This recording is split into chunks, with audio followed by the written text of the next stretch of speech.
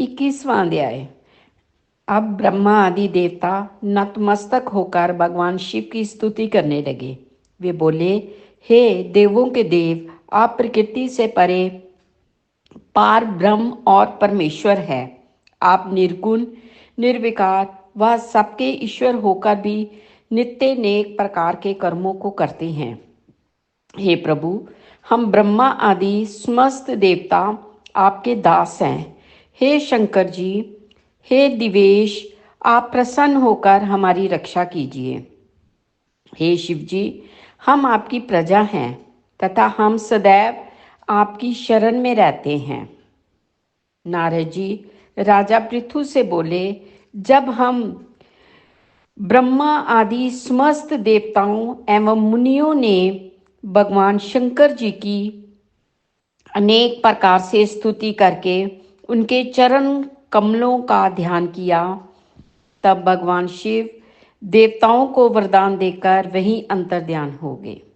उसके बाद शिवजी का यशोगान करते हुए सभी देवता प्रसन्न होकर अपने अपने लोक को चले गए। भगवान शंकर के साथ सागर पुत्र जलंधर का युद्ध चरित्र पुण्य प्रदान करने वाला तथा समस्त पापों को नष्ट करने वाला है। ये सभी सुखदायक और शिव को भी आनंददायक है। इन दोनों आख्यानों को पढ़ने एवं सुनने वाला सुखों को भोगकर अंत में अमर पद को प्राप्त करता है। 22वां अध्याय। राजा पृथु ने नारद जी से पूछा, हे देवऋषि, कृपया आप अब मुझे ये बताइए कि वृंदा को मोहित करके विष्णु जी ने क्या किया और फिर वह कहाँ गए। तब देवता स्तुति कर मौन हो गए। तब शंकर जी ने सब देवताओं से कहा, हे ब्रह्मा आदि देवताओं, जलंधर तो मेरा ही अंश था, उसे मैंने तुम्हारे लिए नहीं मारा है। ये मेरी संसारिक लीला थी। फिर भी आप लोग सत्य कहिए कि इससे आप सुखी हुए या नहीं। तब ब्रह्मा आदि देवताओं के नेत्र हर्ष से खिल गए और उन्होंने शिवजी को प्रणाम कर विष्णु जी का ये सब वृतांत कह सुनाया, जो उन्होंने बड़े प्रयत्न से वृंदा को मोहित किया था तथा वह अग्नि में प्रवेश कर परम गति को प्राप्त हुई थी। देवताओं ने ये भी कहा कि तभी से वृंदा की सुंदरता पर मोहित हुए विष्णु उनकी चिता की राख लपेट इधर उधर घूमते हैं। अतः आप इन्हें समझाइए, क्योंकि ये सारा चराचर आपके अधीन है। देवताओं से ये सारा वृत्तांत सुन शंकर जी ने उन्हें अपनी माया समझाई और कहा कि उसी से मोहित विष्णु भी काम के वश में हो गए हैं। परंतु महादेवी उमा, त्रिदेवों की जननी, सबसे परे वह मूल प्रकृति परम मनोहर और यही गिरजा भी कहलाती है। अतः विष्णु जी का मोह दूर करने के लिए आप सब उनकी शरण में जाइए। शंकर जी की आज्ञा से सब देवता मूल प्रकृति को प्रसन्न करने चले। उनके स्थान पर पहुंचकर उनकी बड़ी स्तुति की। तब ये आकाशवाणी हुई कि हे देवताओं, मैं ही 3 प्रकार से तीनों गुणों से पृथक होकर स्थित सत्य गुण से गोरा, रजोगुण से लक्ष्मी और तमोगुण से ज्योति रूप हूँ।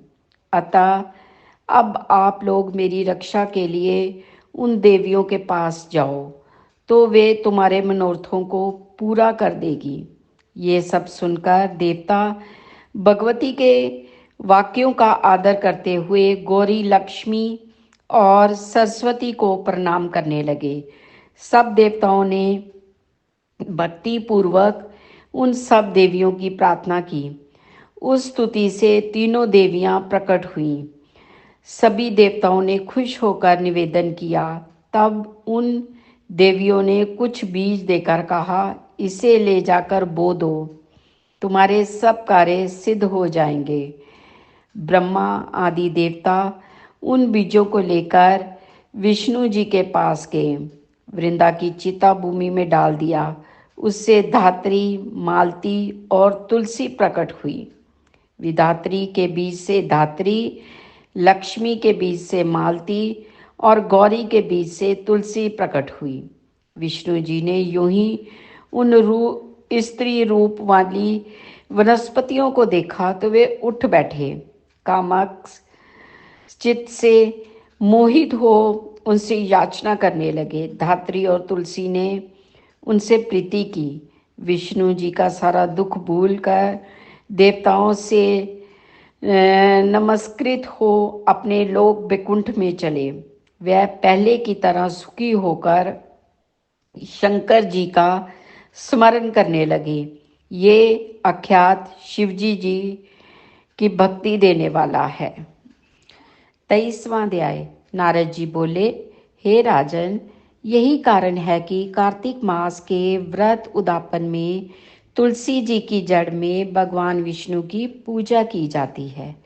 तुलसी भगवान विष्णु को अधिक प्रीति प्रदान करने वाली मानी गई है। राजन, जिसके घर में तुलसी वन है वह घर तीर्थ स्वरूप है। यहाँ जमराज के दूत नहीं आते। तुलसी का पौधा सदैव सभी पापों का नाश करने वाला तथा अभीष्ट कामनाओं को देने वाला है। जो श्रेष्ठ मनुष्य तुलसी का पौधा लगाते हैं वे जमराज को नहीं देखते। नर्मदा का गंगा स्नान और गंगा का स्नान, तुलसी वन का संसर्ग, ये तीनों एक समान कहे गए हैं। जो तुलसी की मंजरी से संयुक्त होकर प्राण त्याग करता है वह सैकड़ों पापों से युक्त ही क्यों ना हो तो भी जमराज उसकी ओर नहीं देख पाते। तुलसी को छूने से कामिक, वाचिक, मानसिक आदि सभी पाप नष्ट हो जाते हैं। जो मनुष्य तुलसी दल से भगवान का पूजन करते हैं वह पुनः गर्भ में नहीं आते, अर्थात जन्म मरण के चक्र से छूट जाते हैं।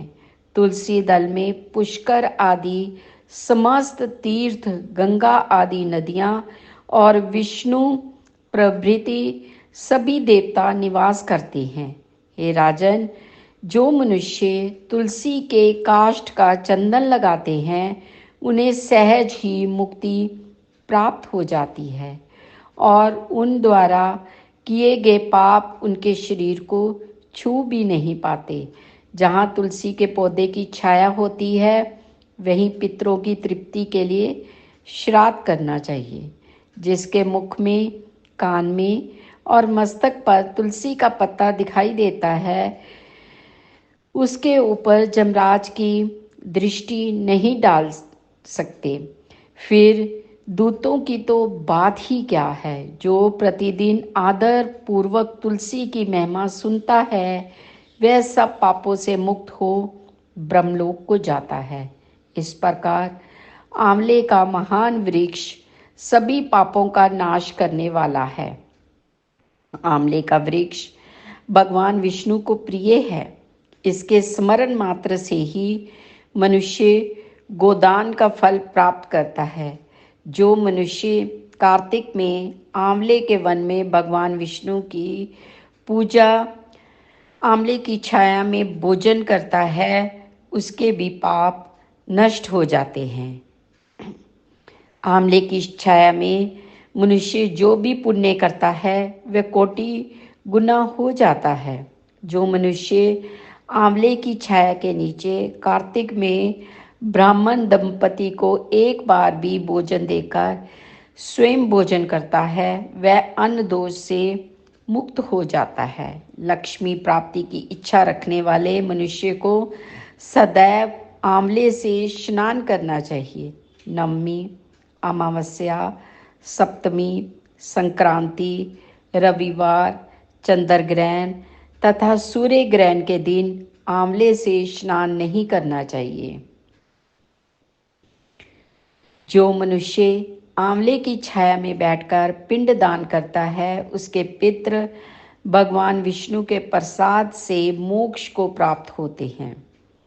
जो मनुष्य आंवले के फल और तुलसी दल को पानी में मिलाकर स्नान करता है, उसे गंगा स्नान का फल मिलता है।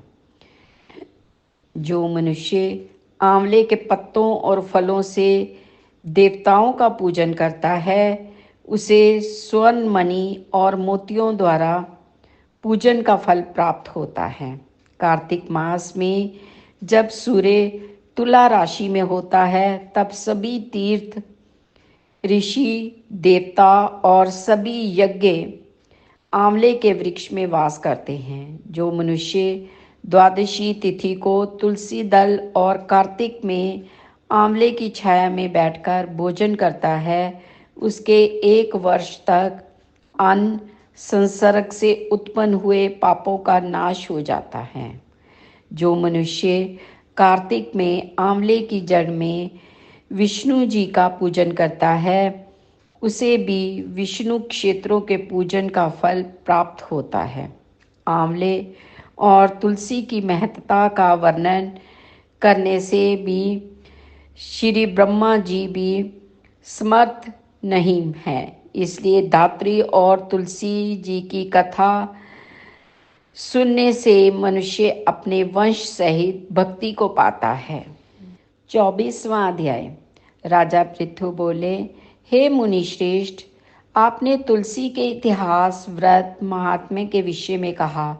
अब आप कृपा करके मुझे ये बताइए कि कार्तिक मास में क्या और भी देवताओं का पूजन होता है? ये भी विस्तार पूर्वक बताइए। नारद जी बोले, पूर्व काल की बात है। सहज पर्वत पर करवीकर में धर्मदत्त नामक विख्यात कोई धर्मज्ञ ब्राह्मण रहते थे। एक दिन कार्तिक मास में भगवान विष्णु के समीप जागरण करने के लिए वे भगवान के मंदिर की ओर चले गए। उसी समय एक पहर रात बाकी था।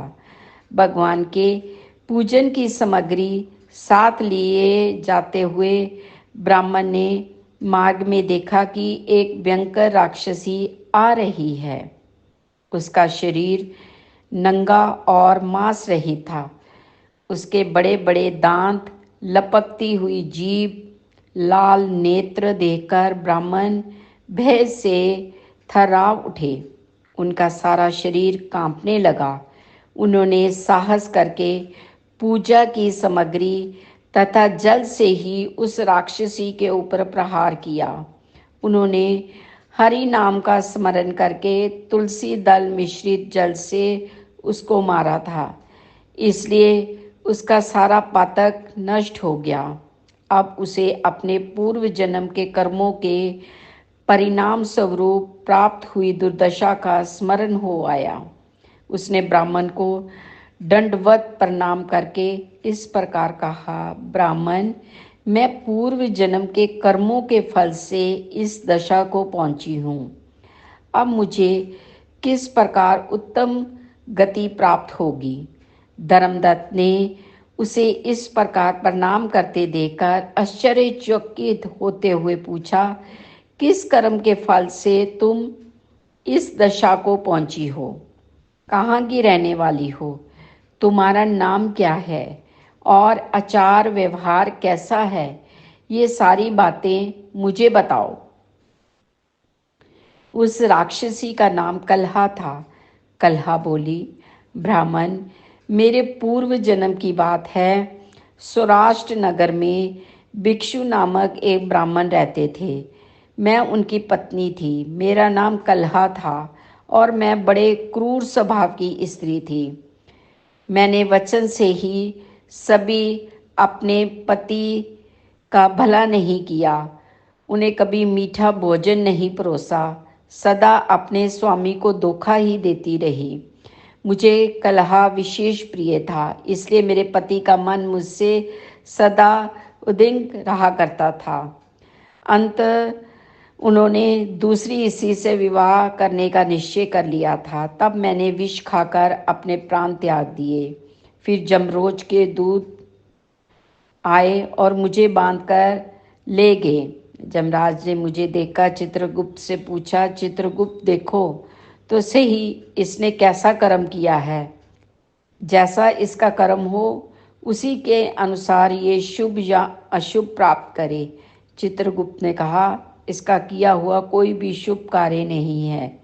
ये स्वयं मिठाइयाँ उड़ाती रही और अपने स्वामी को उसमें से कुछ भी नहीं देती थी। इसने सदा अपने स्वामी से द्वेष किया है, इसलिए ये चमगादड़ी होकर रहे तथा सदा कले में ही इसकी प्रवृत्ति रही है। इसलिए ये विष्टाभोजी सुकरी की जोनी में रहे। जिस बर्तन में भोजन बनाया जाता है उसी में सदा अकेली खाया करती थी। अतः उसके दोष से वह अपनी ही संतान का भान करने वाली बिल्ली हो। इसे अपने पति को निमित्त बनाकर आत्मघात किया है, इसलिए ये अत्यंत निंदनीय स्त्री प्रेत के शरीर में भी कुछ काल तक अकेली ही रहे। इसे जमदूतों द्वारा निर्जल प्रदेश में भेज देना चाहिए। वहाँ दीर्घ काल तक ये प्रेत के शरीर में निवास करे। उसके बाद ये पापनी शेष 3 योनियों का भी उपभोग करेगी। कला ने कहा, विप्रवर, मैं वही पापनी कलह हूँ। इस प्रेत शरीर में आए मुझे 500 वर्ष बीत चुके हैं। मैं सदैव भूख प्यास से पीड़ित रहा करती हूँ। एक बनिए के शरीर में प्रवेश करके मैं इस दक्षिण देश में कृष्ण और वेणी के संगम तक आई हूँ। यूं ही संगम तट पर पहुंची त्यों ही भगवान शिव और विष्णु के पार्षदों ने मुझे बलपूर्वक बनिए के शरीर से दूर भगा दिया। तब से मैं भूख का कष्ट सहन करती हुई इधर उधर घूम रही हूँ। इतने में ही आपके ऊपर मेरी दृष्टि पड़ गई। आपके हाथ में तुलसी मिश्रित जल का संसर्ग पाकर मेरे सब पाप नष्ट हो गए हैं। द्विज श्रेष्ठ, अब आप ही कोई उपाय कीजिए। बताइए, मेरे शरीर से और भविष्य में होने वाली भयंकर 3 योनियों में से किस प्रकार मुक्त होंगी।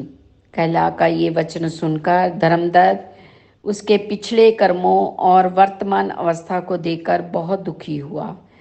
फिर बहुत उसने सोच विचार करके कहा। 25वां अध्याय। तीर्थ में दान और व्रत आदि सत्कर्म करने से मनुष्य के पाप नष्ट हो जाते हैं, परंतु तू तो प्रेत के शरीर में है, अतः उन कर्मों को करने की अधिकारिणी नहीं है। इसलिए मैंने जन्म से लेकर अब तक जो कार्तिक का व्रत किया है उसके पुण्य का आधा भाग मैं तुम्हें देता हूँ। तू उसी से सद्गति को प्राप्त हो जा। इस प्रकार कहकर धर्मदत्त ने द्वाक्षर मंत्र का श्रवण करते हुए तुलसी मिश्रित जल से यूं ही उसका अभिषेक किया, त्यों ही वह प्रेत योनि से मुक्त हो प्रज्वलित अग्निशिखा के समान तेजस्विनी एवं दिव्य रूप धारणी देवी हो गई और सौंदर्य में लक्ष्मी जी की समानता करने लगी। तदंतर उसने भूमि पर दंड की भांति गिरकर ब्राह्मण देवता को प्रणाम किया और हर्षित होकर गद वाणी में कहा, हे द्विज श्रेष्ठ, आपके प्रसाद से आज मैं इस नरक से छुटकारा पा गई हूँ। मैं तो पाप के समुद्र में डूब रही थी और आप मेरे लिए नौका के समान हो गए। वह इस प्रकार ब्राह्मण से कह रही थी कि आकाश से एक दिव्य विमान उतरता दिखाई दिया। वह अत्यंत प्रकाशमान एवं विष्णु रूपधारी पार्षदों से युक्त था। विमान के द्वार पर खड़े हुए पुण्यशील और सुशील ने उस देवी को उठाकर श्रेष्ठ विमान पर चढ़ा दिया। तब धर्मदत्त ने बड़े आश्चर्य के साथ उस विमान को देखा और विष्णु रूपधारी पार्षदों को देखकर प्रणाम किया। पुण्यशील और सुशील ने प्रणाम करने वाले ब्राह्मण को उठाया और उनकी सराहना करते हुए कहा, हे द्विज श्रेष्ठ, तुम्हें साधुवाद है, क्योंकि तुम सदैव भगवान विष्णु के भजन में तत्पर रहते हो, तीनों पर दया करते हो, सर्वज्ञ हो तथा भगवान विष्णु के व्रत का पालन करते हो। तुमने बचपन से लेकर अब तक जो कार्तिक व्रत का अनुष्ठान किया है उसके आधे भाग का दान देने से तुम्हें दुगना पुण्य प्राप्त हुआ है और सैकड़ों जन्मों के पाप नष्ट हो गए हैं। अब ये वैकुंठ धाम में ले जाई जा रही है। तुम भी इस जन्म के अंत में अपनी दोनों स्त्रियों के साथ भगवान विष्णु के वैकुंठ धाम में जाओगे और मुक्ति प्राप्त करोगे। धर्मदत्त, जिन्होंने तुम्हारे समान भक्ति पूर्वक भगवान विष्णु की आराधना की है वे धन्य और कृतकृत्य हैं। इस संसार में उन्हीं का जन्म सफल है। बलि भांति आराधना करने पर भगवान विष्णु देहधारी प्राणियों को क्या नहीं देते हैं। उन्होंने ही उत्तानपाद के पुत्र को पूर्व काल में ध्रुव पद पर स्थापित किया था। उनके नामों का स्मरण करने मात्र से समस्त जीव सद्गति को प्राप्त होते हैं। पूर्व काल में गारे ग्रस्त गजराज उन्हीं के नामों का स्मरण करने से मुक्त हुआ था। तुमने जन्म से लेकर जो भगवान विष्णु को संतुष्ट करने वाले कार्तिक व्रत का अनुष्ठान किया है उसी से बढ़ के ना यज्ञ है, ना दान है और ना ही तीर्थ है। विप्रवर, तुम धन्य हो क्योंकि तुमने जगत गुरु भगवान विष्णु को प्रसन्न करने वाला कार्तिक व्रत किया है, जिसके आधे भाग के फल को पाकर ये स्त्री हमारे साथ भगवान लोक में जा रही है। 25वां अध्याय। तीर्थ में दान और व्रत आदि सत्कर्म करने से मनुष्य के पाप नष्ट हो जाते हैं, परंतु तू तो प्रेत के शरीर में है, अतः उन कर्मों को करने की अधिकारनी नहीं है।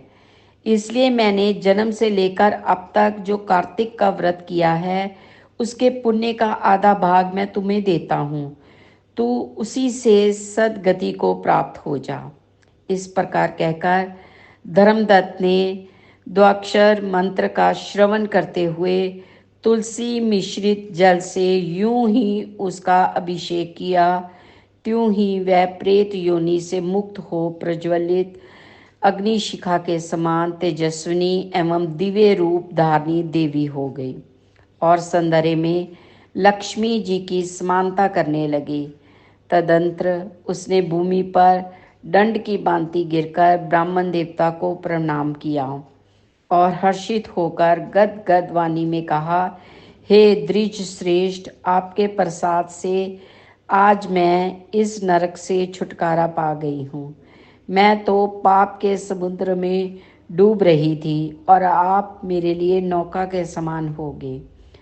वह इस प्रकार ब्राह्मण से कह रही थी कि आकाश से एक दिव्य विमान उतरता दिखाई दिया।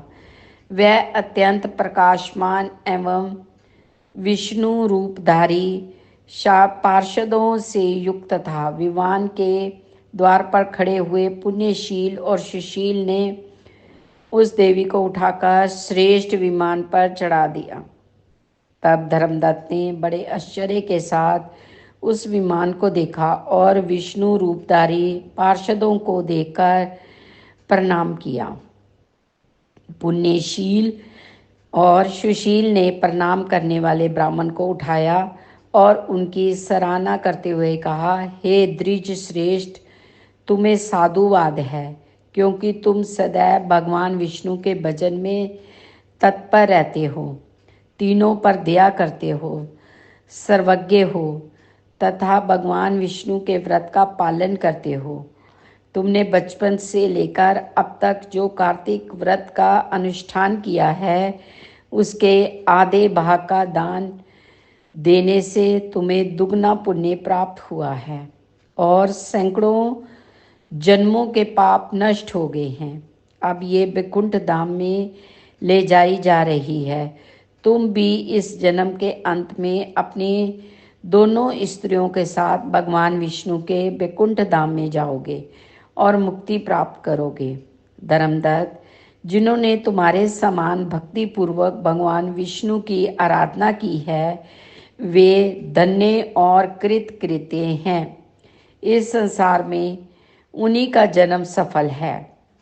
बलि बांति आराधना करने पर भगवान विष्णु देहधारी प्राणियों को क्या नहीं देते हैं। उन्होंने ही उत्तानपाद के पुत्र को पूर्व काल में ध्रुव पद पर स्थापित किया था। उनके नामों का स्मरण करने मात्र से समस्त जीव सद्गति को प्राप्त होते हैं। पूर्व काल में गारे ग्रस्त गजराज उन्हीं के नामों का स्मरण करने से मुक्त हुआ था। तुमने जन्म से लेकर जो भगवान विष्णु को संतुष्ट करने वाले कार्तिक व्रत का अनुष्ठान किया है, उसी से बढ़ के ना यज्ञ है, ना दान है और ना ही तीर्थ है।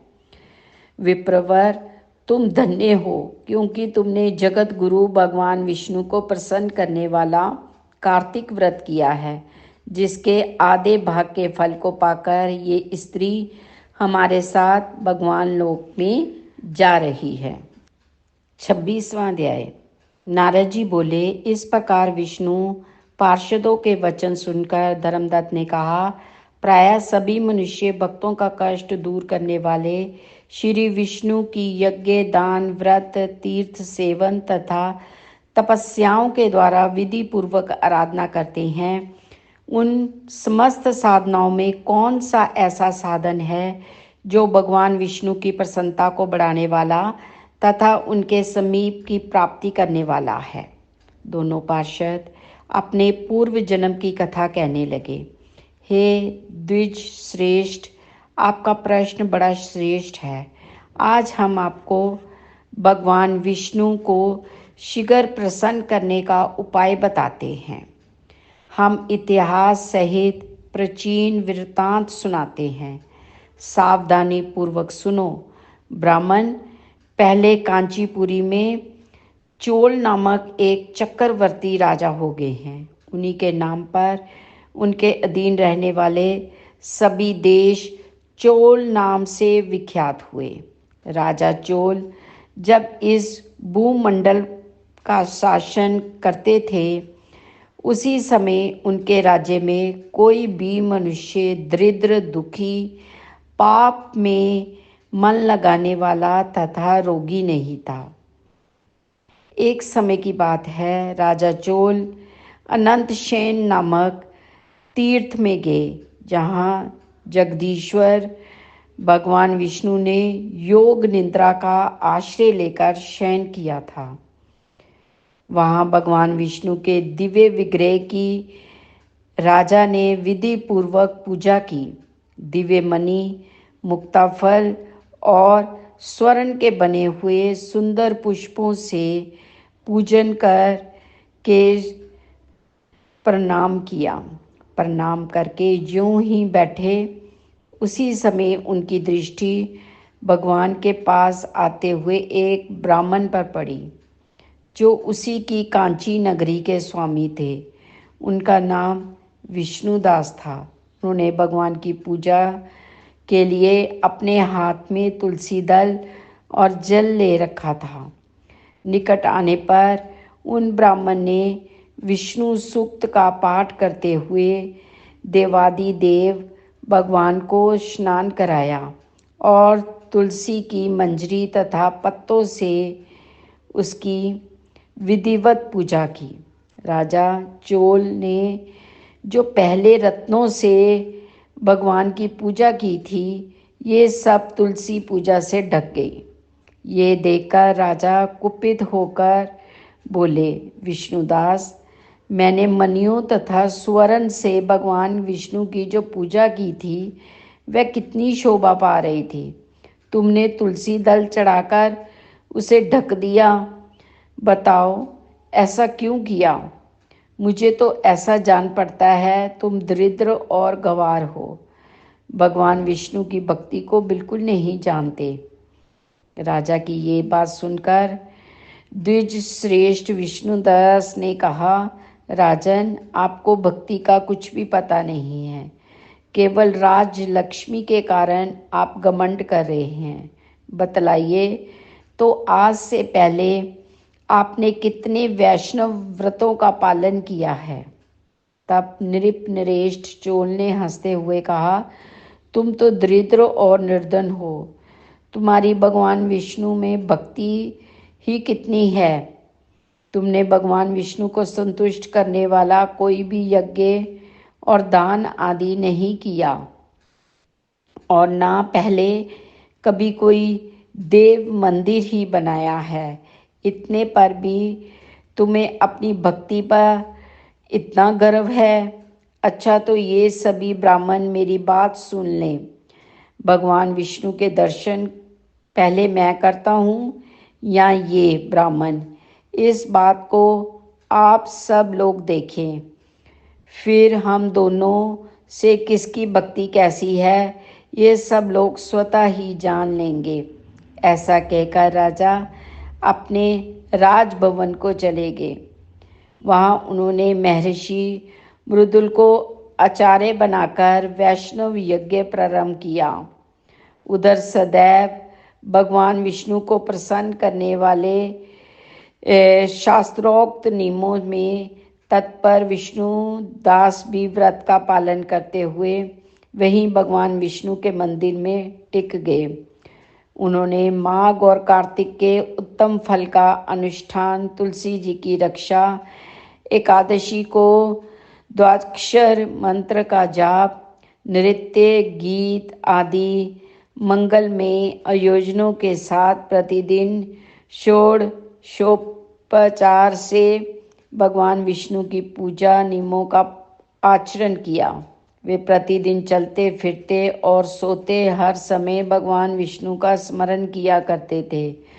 उनकी दृष्टि सदैव सम हो गई थी।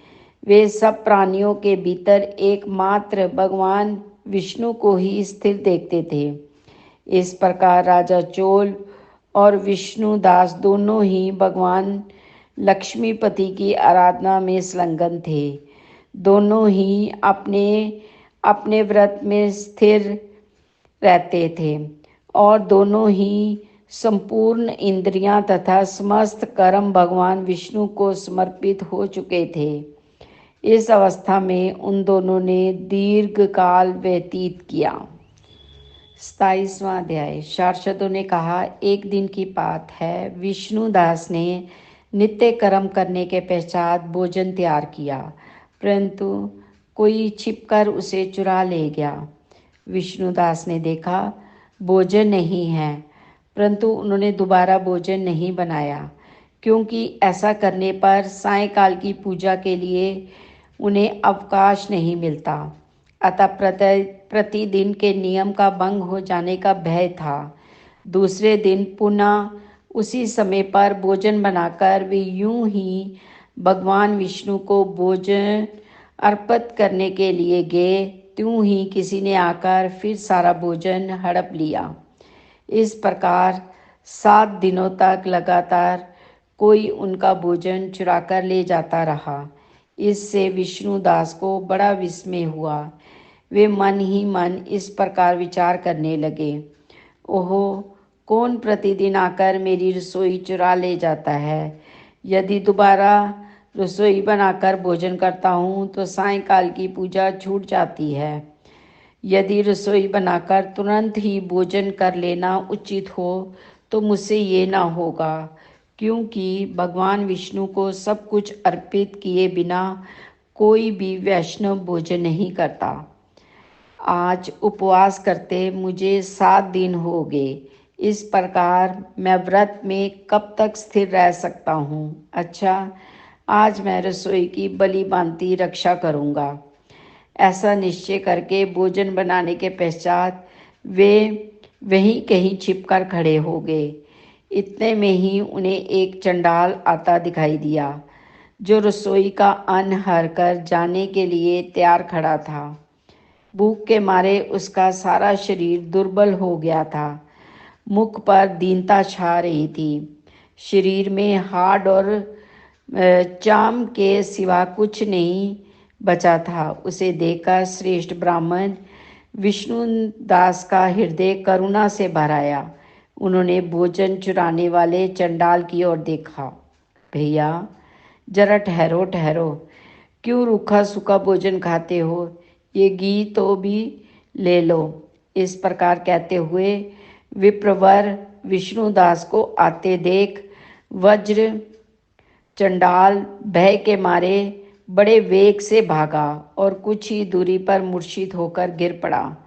चंडाल को भयभीत और मूर्छित देकर द्विज श्रेष्ठ विष्णुदास बड़े वेग से उसके समीप आए और दयावश अपने वस्त्र के छोर से उसको हवा करने लगे। तदंतर जब वह उठकर खड़ा हुआ तब विष्णुदास ने देखा वहाँ चंडाल नहीं है, बल्कि साक्षात नारायण ही शंख चक्र और गदा धारण किए सामने उपस्थित हैं। अपने प्रभु को प्रत्यक्ष देखकर विष्णुदास सात्विक भावों के वशीभूत हो गए।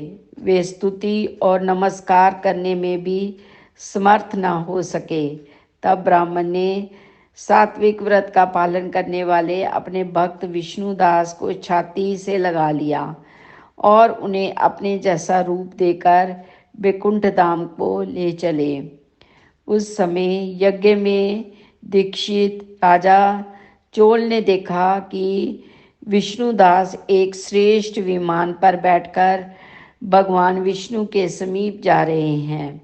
विष्णुदास को वैकुंठ धाम में जाते देख राजा ने शीघ्र ही अपने गुरु महर्षि मृदल को बुलाया और उस प्रकार कहना आरंभ किया, जिसके साथ स्पर्धा करके मैंने ये यज्ञ दान आदि कर्म का अनुष्ठान किया है, वह ब्राह्मण आज भगवान विष्णु का रूप धारण करके मुझसे पहले ही वैकुंठ धाम को जा रहा है। मैंने इस वैष्णव धाम में बलि भांति दीक्षित होकर अग्नि में हवन किया और दान आदि के द्वारा ब्राह्मणों का मनोरथ पूर्ण किया। तथापि अभी तक भगवान विष्णु मुझ पर प्रसन्न नहीं हुए और इस विष्णुदास को केवल भक्ति के साथ ही श्री हरि ने प्रत्यक्ष दर्शन दिए। अतः जान पड़ता है कि भगवान विष्णु केवल दान और यज्ञों से प्रसन्न नहीं होते। उन प्रभु का दर्शन कराने में भक्ति ही प्रधान कारण है। दोनों शार्दूलों ने कहा। इस प्रकार कहकर राजा ने अपने भांजे को राज सिंहासन पर अभिषिक्त किया। वे बचपन से ही यज्ञ की दीक्षा लेकर उसी में संलग्न रहते थे, इसलिए उन्हें कोई पुत्र नहीं हुआ। इसी कारण कि उस देश में जब तक भांजे ही राज्य के उत्तराधिकारी होते हैं। भांजे को राज्य देकर राजा यज्ञशाला में गए और यज्ञ कुंड के सामने खड़े होकर भगवान विष्णु को संबोधित करते हुए 3 बार उच्च स्वर में निम्नलिखित वचन बोले। राजा विष्णु, आप मुझे मन, वाणी, शरीर और क्रिया द्वारा होने वाली अविचल भक्ति प्रदान कीजिए। आप भगवान हो। इस प्रकार कहकर वे सब के सब देखते अग्निकुंड में कूद पड़े। बस उसी क्षण भक्त वत्सल भगवान विष्णु अग्निकुंड में प्रकट हो गए। उन्होंने राजा को छाती से लगाकर एक श्रेष्ठ विमान में बिठाया और उन्हें अपने साथ लेकर वैकुंठ धाम को प्रस्थान किया। नारद जी बोले, हे राजन, जो विष्णु दास थे वे तो पुण्यशील नाम से प्रसिद्ध भगवान के पार्षद हुए और जो राजा चोल थे उनका नाम सुशील हुआ। इन दोनों को अपने ही समान रूप देकर भगवान लक्ष्मीपति ने अपना द्वारपाल बना लिया।